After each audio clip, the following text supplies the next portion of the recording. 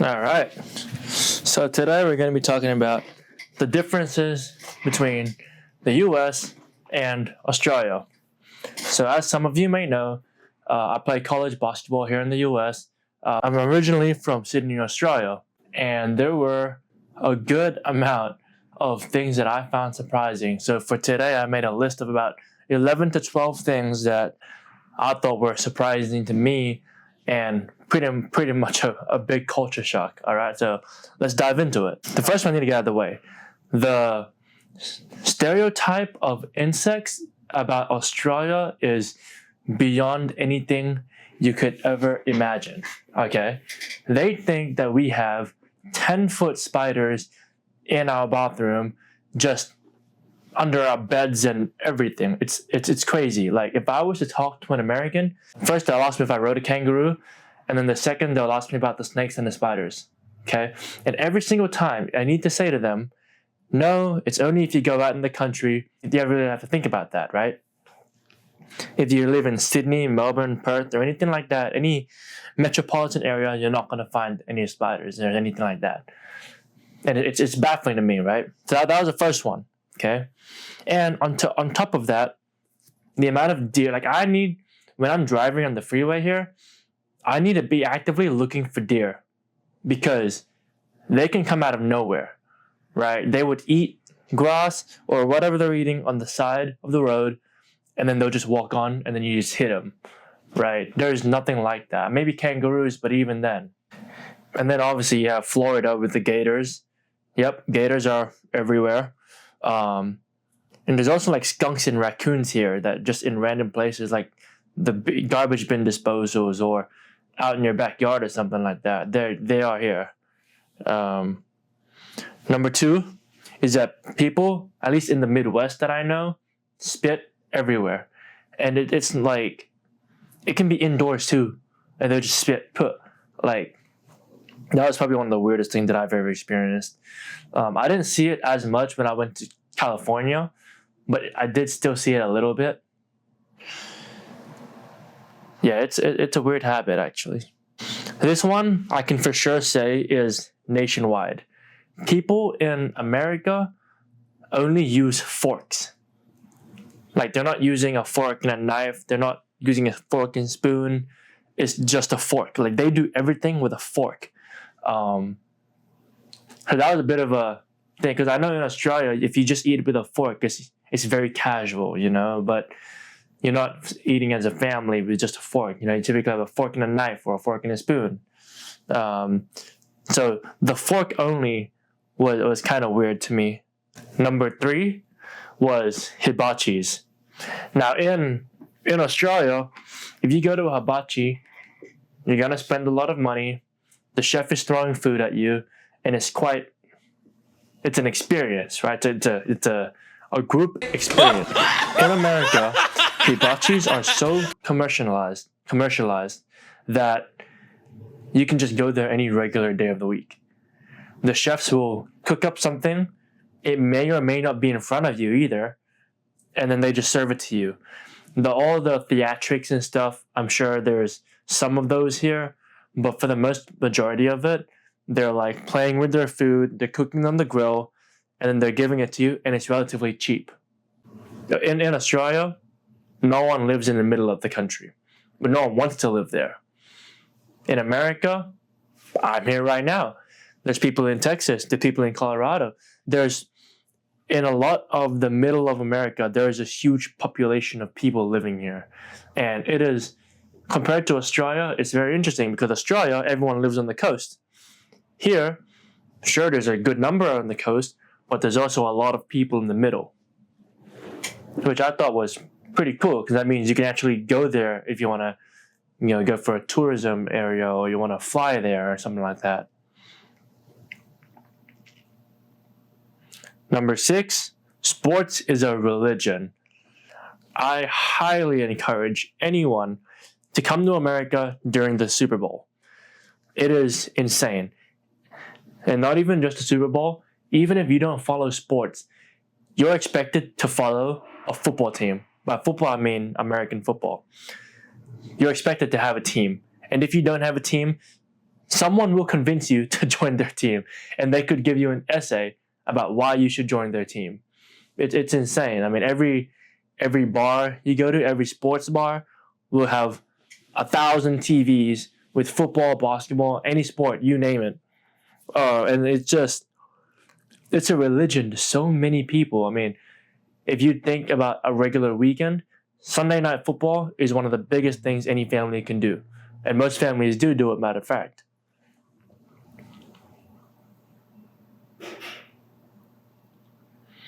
But that's not even that's professional football too. But it extends down to March Madness, college basketball, college football. Everyone has that thing because sports in college is so big that if you were an alumni of a college, that's going to be your team for the rest of your life. And you are dedicated to that team. The voting, this one might cause some uproar because in Australia, it is your absolute duty to vote. You get fined if you don't vote. I get a mail every year because I've been here and they're asking me to vote. And every year I send them an email and I say, hey, I'm not even in the country. But if you don't vote in Australia, you get fined. Over here, they beg you to vote. They beg you to vote, and then sometimes, allegedly, they bust the voting system. They put fake things in, but I'm not here to talk about that because I'm not trying to get deported. But yeah, here they're trying to encourage you. You'll see presidential campaigns bring up celebrities, and you'll see celebrities themselves posting vote. You'll see pamphlets everywhere. You see posters everywhere. Social media will say, vote, vote, vote. It's interesting. This one was probably my biggest change was like swear words or curse words. Being in Australia, it's pretty natural that, your everyday language, you're saying swear words and stuff like that. Here, don't do that. I would say it, but, there's a lot of words here that are considered offensive, and as an Australian, you should be careful with it because it can genuinely hurt someone. And I know in Australia, when I'm talking to my mates or my buddies and stuff like that, it's kind of weird that I call them all these things, but to me, they don't mean anything. They're just funny, they're jokes, but here they mean a lot. So that was definitely one of the big ones. Another potentially controversial one would be racism.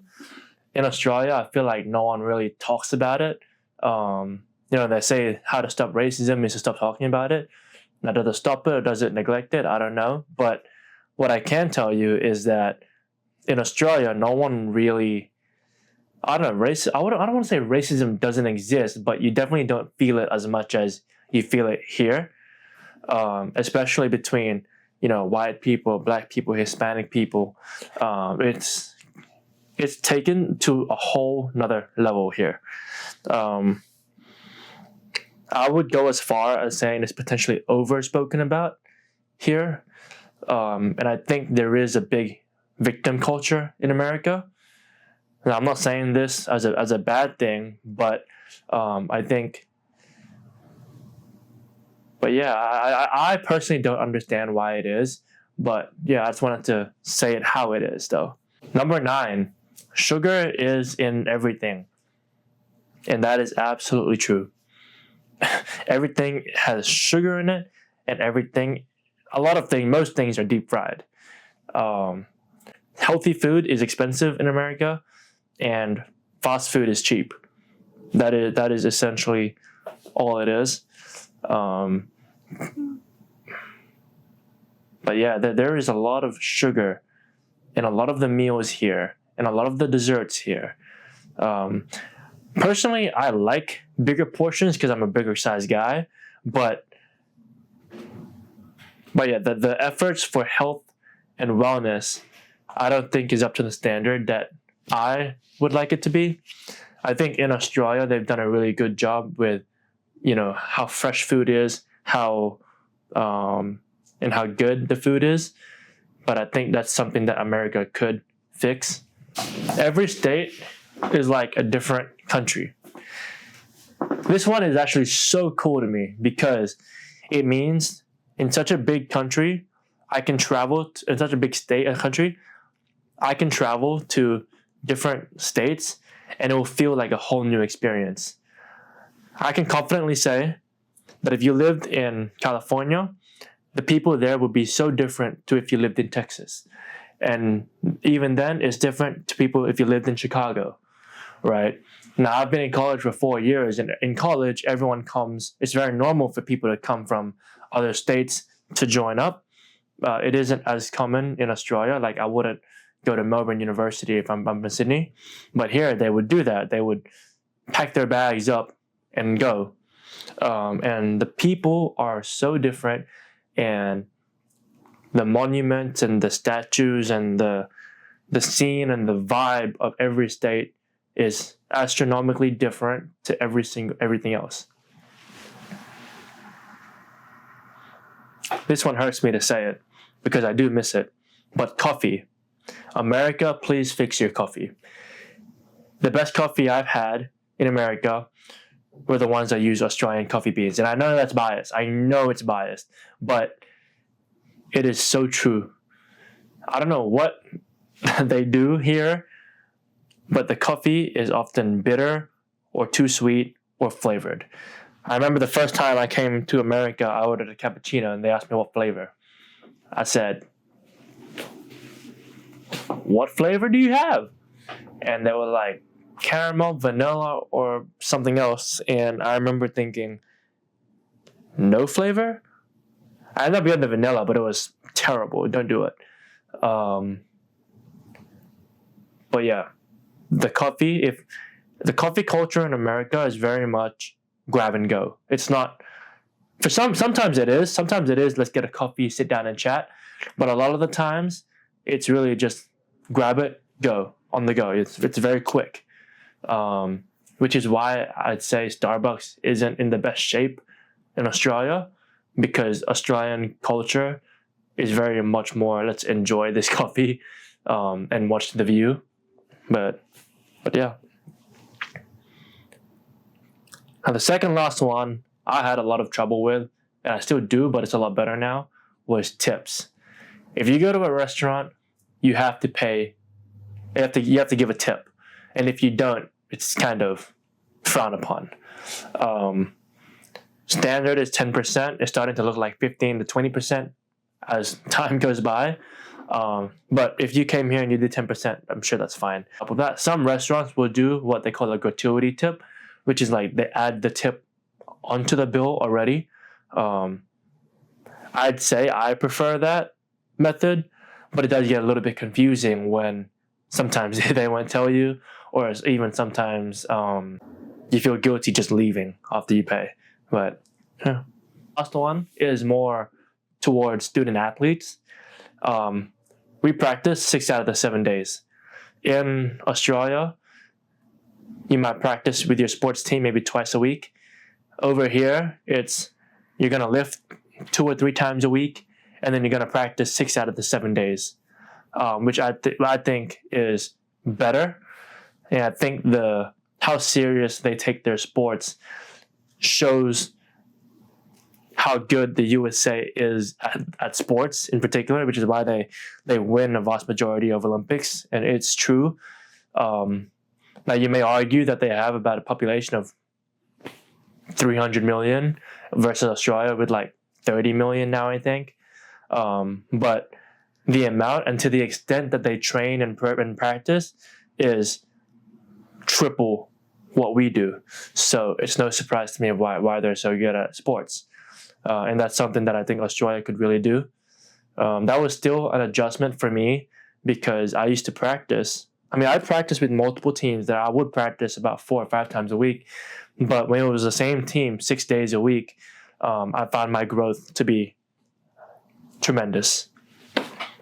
And there you have it. That is my list of surprising things about America in comparison to Australia.